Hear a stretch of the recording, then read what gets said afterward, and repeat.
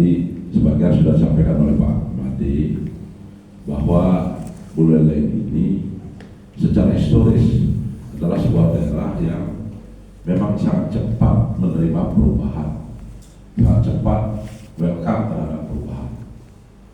Kemudian yang kedua, secara historis juga Buleleng pernah menjadi daerah yang termaju di Bali.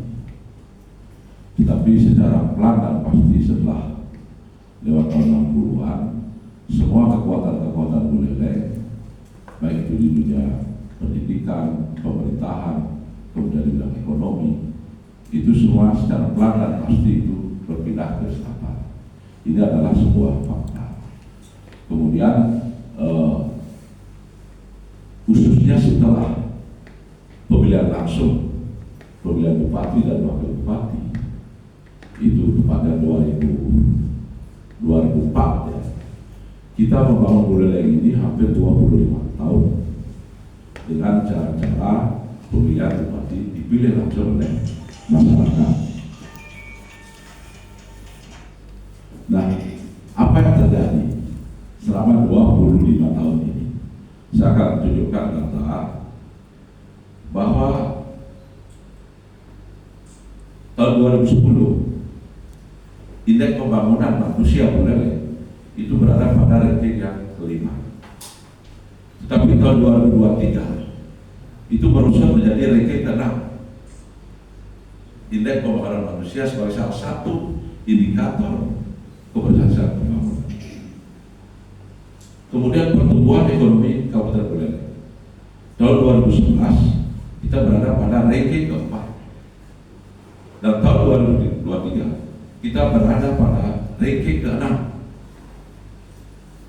Ranking ke-6 dari 2011 nomor 4, sekarang kita menjadi nomor 6. Kemudian pendapat asli daerah 2010 kita berada di ranking 4, dan tahun 2022 masih di ranking 4 dari segi pendapatan asli daerah. Penerimaan APBD Kabupaten Buleleng tahun 2010 pernah kita di ranking 3, tapi tahun 2022 melorot menjadi di ranking 4. Tingkat kemiskinan tahun 2010 kita berada pada ranking ke-4 tertinggi kemiskinan, dan di tahun 2023 berada nomor 2 tertinggi di Bali. Iya, tertinggi.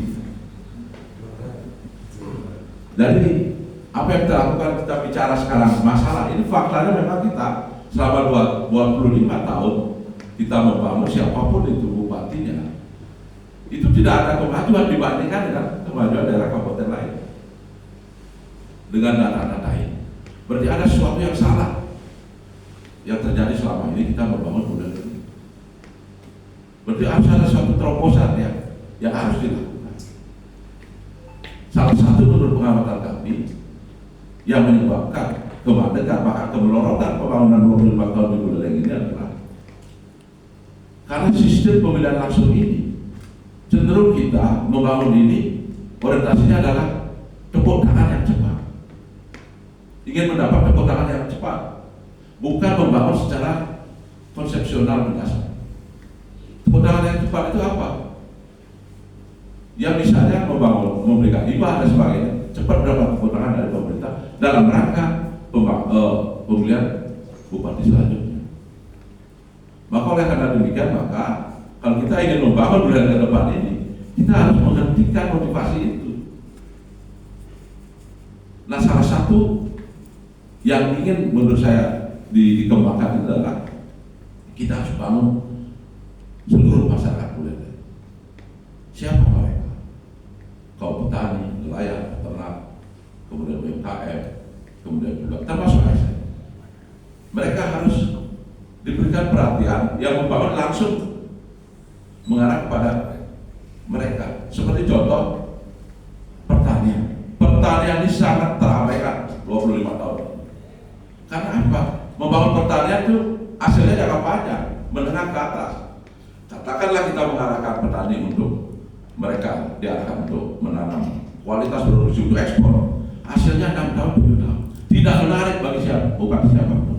Apalagi ketika mereka menempatkan diri untuk mempersiapkan diri pemilihan selanjutnya. Jadi oleh karena demikian, maka menurut pendapat saya, kalau kita ingin merubah kondisi objektif Bali yang faktanya ini mungkin jarang terungkap. Jadi 25 tahun kita membangun Buleleng ini, kita bukan tambah maju dibandingkan dengan daerah lain, tapi justru kita melorot dibandingkan dengan kabupaten kota yang lain di Bali ini sebagai salah satu pembanding indikator. Jadi dengan demikian maka kami menawarkan komitmen membangun dan melayani seluruh masyarakat Buleleng. Seperti pertanian harus kita mulai bangun. Karena kalau membangun pertanian pastilah orientasinya tidak proyek. Pasti orientasinya tidak proyek karena misalnya kita memberikan pupuk gratis pada masyarakat, bukan proyek. Bukan seperti misalnya pasar banyak asli gitu misalnya. Nah ini memerlukan komitmen. Nah kemudian yang kedua adalah membangun Buleleng dengan landasan bukan atas dasar prioritas mempersiapkan diri untuk berebut jabatan selanjutnya, sehingga kita lepas untuk membuat kegiatan-kegiatan yang berjangka panjang. Coba mana ada bupati atau Bandung yang mau, bupati atau gubernur yang mau mengadakan revitalisasi? Tidak mungkin, karena itu hasilnya 7 tahun, 8 tahun ke depan sudah lewat masa jabatannya. Gitu. Nah kemudian yang ketiga, sudah tentu kita harus meletakkan komitmen untuk membangun Buleleng ini bebas korupsi, nepotisme. Itu yang harus kita letakkan sebagai landasan pertama.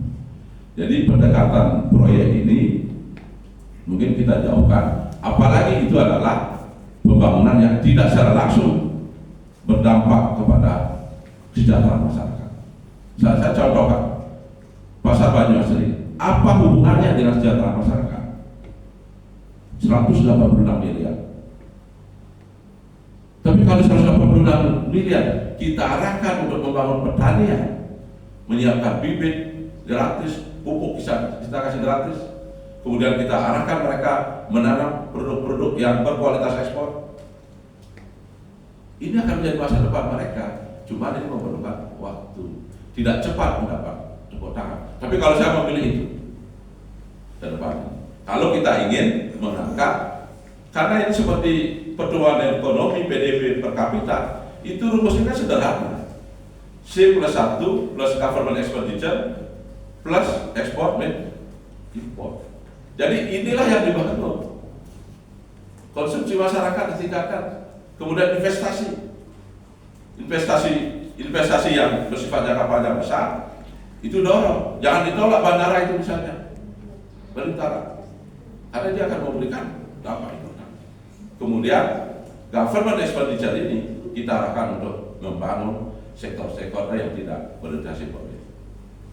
Dan kemudian produk komoditi kita Buleleng ini arahkan untuk komoditi ekspor, dan kita beri karpet merah kepada mereka yang ingin investasi untuk industri pengolahan pertanian dan peternakan perikanan.